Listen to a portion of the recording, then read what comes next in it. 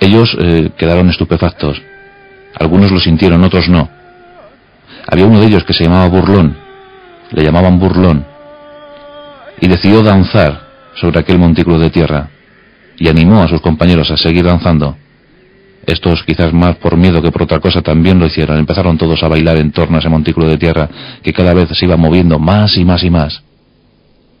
Al poco se dieron cuenta que ese montículo de tierra era una gran tortuga, una enorme tortuga. Quizás la madre tierra, el espíritu de la naturaleza, había convertido aquella tierra en tortuga para dar castigo a estos guerreros tan crueles. La tortuga se dirigió hacia el lago, un gran lago que había cerca de allí. Los guerreros intentaron quitarse de la tortuga, intentaron saltar del montículo, pero sus pies danzarines quedaron agarrados a la tortuga, y la tortuga se sumergió en el lago llevándose a los 7 guerreros. Jamás busques confrontación si previamente no te la han pedido.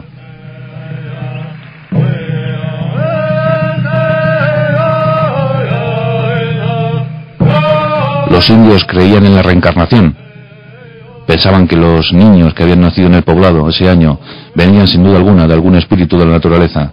No necesariamente un ser humano. Podía ser un animal, podía ser una calabaza, podía ser incluso un tipi, porque pensaban que Dios único no existía, sino que los dioses estaban esparcidos por su alrededor. El dios sol, el dios árbol, el dios hierba, el dios bisonte. Su religión consistía en eso. Todos los dioses andaban por allí entre ellos, espíritus buenos y espíritus malos. Cuentan los dakotas que cuando eran jóvenes, los niños, iban a un lago cercano a la tribu, y allí, al principio del día, buscaban su sombra, y esa sombra les indicaba lo que habían sido en una vida anterior. Había un guerrero en la tribu que insultaba a su mujer, insultaba a sus amigos, insultaba a todo el mundo, tenía una lengua viperina, él mismo lo reconocía. Fue al lago buscando su otro yo, su antigua vida, y simplemente vio un espino. Llegó al poblado diciendo: siempre hablaré mal, mis palabras serán siempre despiadadas, porque en mi otra vida fui un espino, y como tal mis palabras deben ser espinas.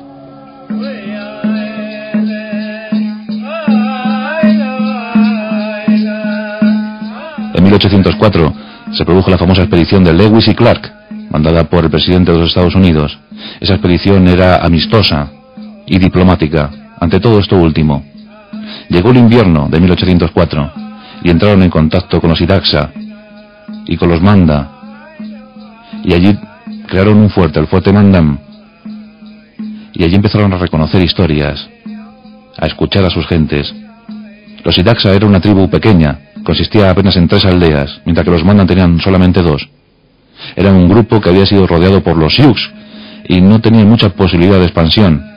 Los Sioux eran más cazadores y guerreros que los Hidatsa y los Mandan. Los Hidatsa eran agricultores en esencia y cazadores del bisonte. Y los niños tenían una leyenda.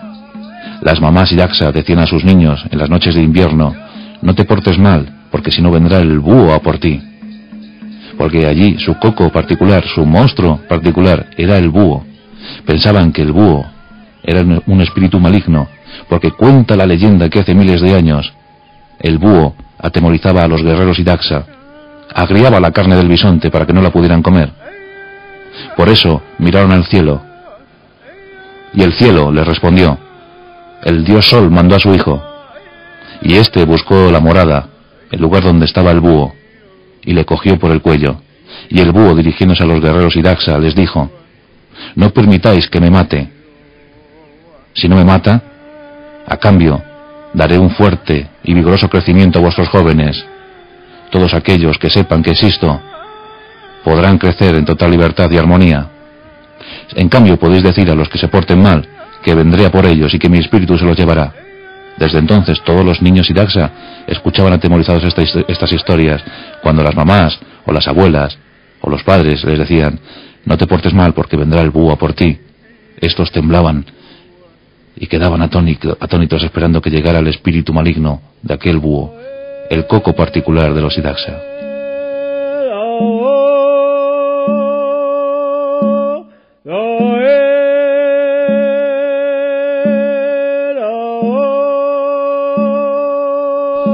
Los comanches no se distinguían precisamente por su amor a la agricultura. Más bien recogían lo que se encontraban. Eran eternos cazadores, nómadas incansables. De hecho, no tenemos construcciones férreas de los comanches.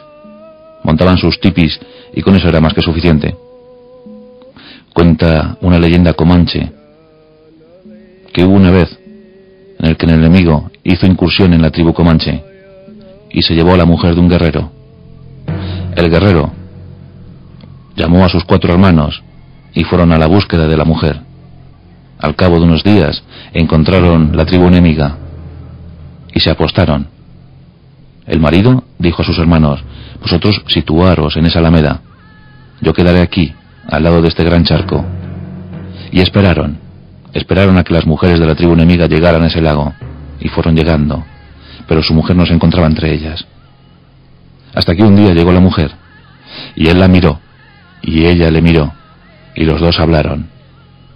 Y ella le dijo: permíteme llevar agua a la tribu para que no desconfíen, y dentro de poco nos volveremos a encontrar.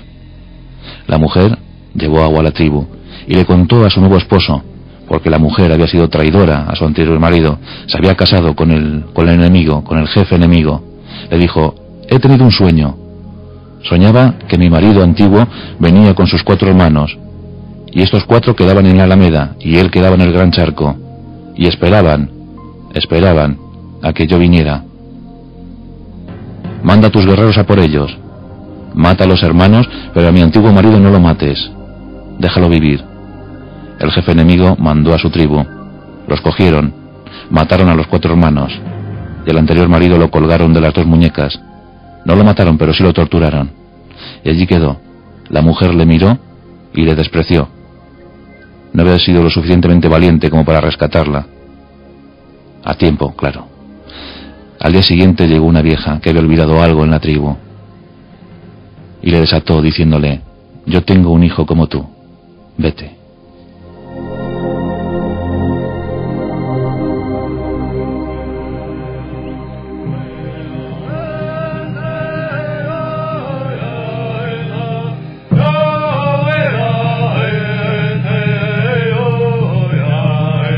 Todos hemos visto los famosos cuadros de guerreros indios acechando a los bisontes, pero no siempre fueron con caballos, no siempre fueron con arcos y flechas, aunque el guerrero que conseguía atravesar un bisonte con una flecha era un guerrero distinguido ante los ojos de la tribu.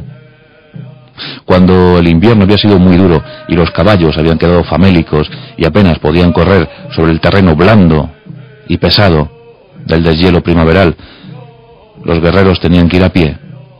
Y no llevaban caballos, llevaban perros. El perro era muy importante en la vida de la tribu. Los grandes perros de los indios. Ahí iban sus atuendos, sus utensilios, sus pieles, a los lomos de esos grandes perros. En partidas de 10 o 12 guerreros, con sus mujeres, iban intentando conseguir algún bisonte, que cada vez eran más escasos, por cierto. Cuando lo conseguían, era una fiesta, una gran algarabía.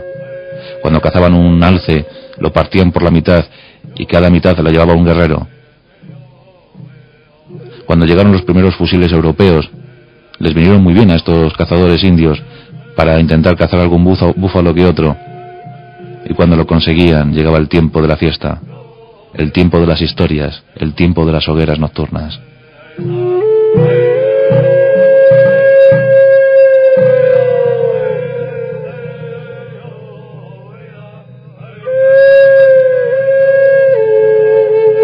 En 1822 se produjo un enfrentamiento entre los indios y una partida de exploradores y buscadores de pieles. Murieron 15 exploradores. El ejército mandó a la tropa, reforzada con cañones. La presión del ejército hizo que los indios abandonaran sus territorios. Los soldados, para asegurarse que los indios no volverían jamás a molestar a los buscadores de pieles, a los exploradores, quemaron todo lo habido y por haber, todo lo que había en torno a